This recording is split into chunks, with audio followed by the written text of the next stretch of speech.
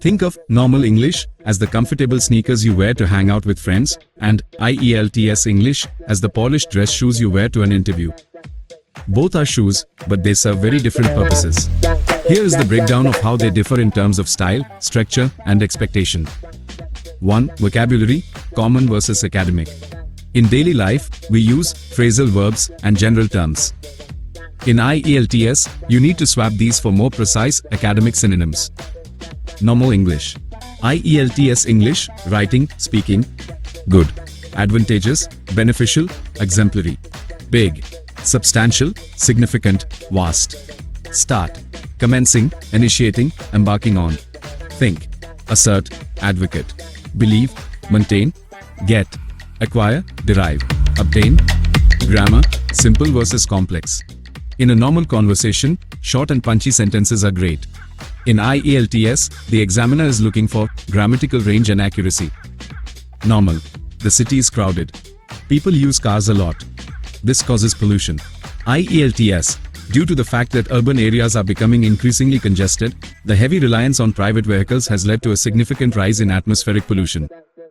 Note: IELTS requires the use of complex structures like relative clauses, conditionals, and passive voice to reach the higher bands, 7.0+. 3. Tone, casual versus objective. Normal English is often subjective and emotional. IELTS English, specifically in writing task 2, requires an objective, balanced perspective. Normal: I think it's a terrible idea to build more malls. IELTS. It is often argued that the proliferation of shopping centers may have a detrimental effect on local small businesses. 4. Specificity versus vague fillers. We use a lot of filler words in normal speech, like, you know, stuff, basically.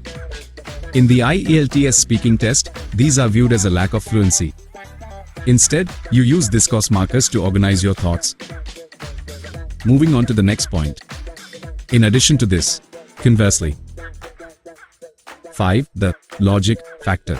Normal English allows for fragmented logic. We jump from topic to topic. IELTS English is strictly judged on coherence and cohesion.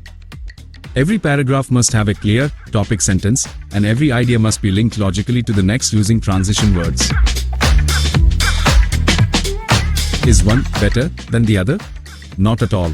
If you spoke IELTS English at a pub, you'd sound like a textbook. If you used normal English in the exam, you wouldn't get the score you need for a visa or university. It's all about context. So, keep practice.